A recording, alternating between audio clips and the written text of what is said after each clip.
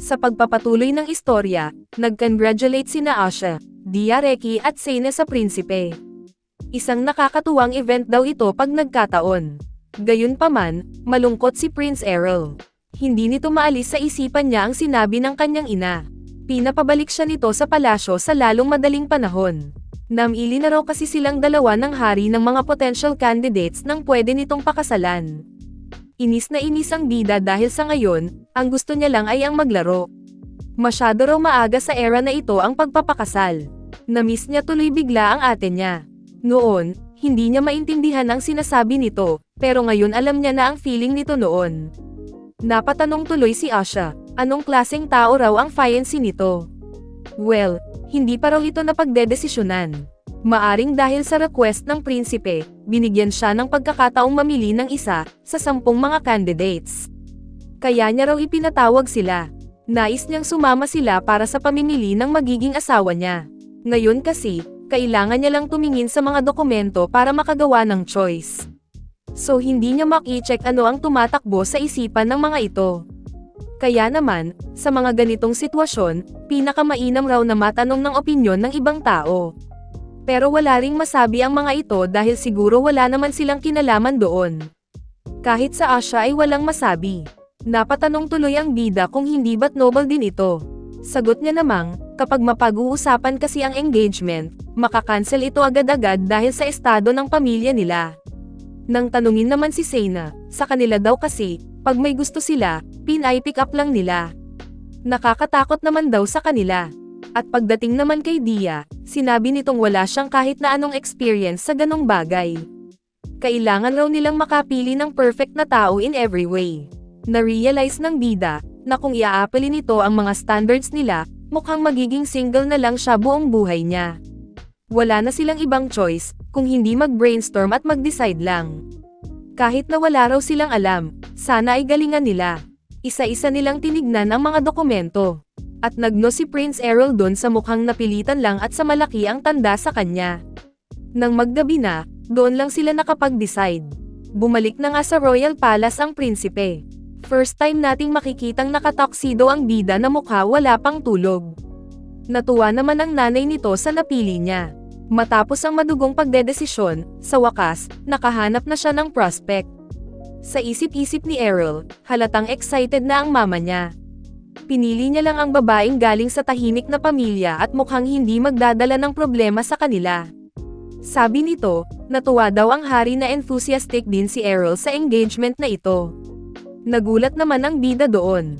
Naisip niyang, bawal niya na tuloy sabihin sa kanya na ayaw niya sanang ma-engage. Pumunta na nga sila sa meeting location. Nagpakilala naman si Count Tuan Cowenst at ang anak nitong si Saria Cowenst, second daughter ng Cowenst family. Sila ay kilala dahil pagmamayari nila ang teritoryo ng southwestern part ng kaharian. Pinili ito ng bida dahil although hindi sila ganon kay Amon, meron silang long tradition at magandang reputasyon. Binati na sila ni Prince Errol at sinabing ikinagagalak niya silang makilala. Iniwan na sila ng kanilang mga magulang upang makapag-usap. Sa isip ni Errol, hindi lang maganda ang babaeng napili niya outside, pero gentle din daw ito inside. So not bad. Mukhang tunay na model ng isang noble na lady si Saria. Gayunpaman, nang tanungin niya ano ang hobby nito, sinagot niyang hilig niya ang magbasa. Napangiti na lang ang bida, dahil as expected, personality-wise, gentle at educated ito. Mukhang may deep knowledge ito sa academics kaya naman isa siyang perfect na partner. Pero ang personality niya ay hindi raw nababagay sa bida. Masyado itong mabait na hindi niya kakayanin ang pinaggag-agawan nito. Nagpaalam na sila sa isa't isa, at inamin ni Saria na nag-enjoy siya sa time nila. Nag-magmeet naman ang mag-ina sa garden, iniisip ni Errol ano ba ang dapat niyang gawin. Mukha raw kasing gustong ito ng mga magulang niya. Kung tatanggi siya, malalagay sa alanganin ng ina dahil doon. Pero bigla namang nagsalita ito at sinabing, hindi mo gusto ang babaeng yon. Nagulat ang bida sa sinabi ng kanyang ina at tinanong kung halata daw ba. Hindi naman daw sa ayaw niya. Pinatigil na siya nito at sinabing, rerespetuhin ang desisyon niya. Ganon din daw ang opinyon ng hari. Wala na raw saysay ang pamimili kung ganon. Mukhang natutuwa na raw ang ama niya sa nangyari kay Kenia. Mukhang alam na nitong kung pipilitin niyang i-pair sila, Mauuwi lang sa hindi magandang pangyayari ang mga bagay-bagay. At dahil doon, napakamot ulo na nga ang bida at humingi ng paumanhin. Nag-decline ito at umalis na. Napabuntong hininga siya sa relief na natakasan niya ang sitwasyon. Sa ngayon, isasantabi niya muna ang pag-iisip tungkol sa pag-aasawa at mamumuhay ng matahimik. Masyadong marami pa raw kasi siyang nais gawin. Dagdag pa doon, hindi pa nga niya nagagawa ang coke sa era na yon. Bago pa daw ang pagpapakasal, kailangang mauna ang paid develop niya ng coke. Nagulat naman siya nang may nakitang creature na nakatago sa halaman. Wala naman daw rabbit sa garden na yon. Saktong lumabas naman ito at tumama sa mukha niya. Nagulat siya nang ma-realize na salamander pala ito.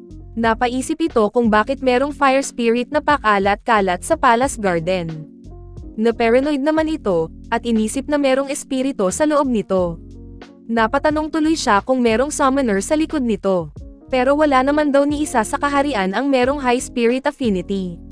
Lumabas naman ang isang babae na inutusan siyang iabot ang lizard sa kanya. Nagulat naman ang bida sa kanya. Siya pala ay si Peña Amret Janil.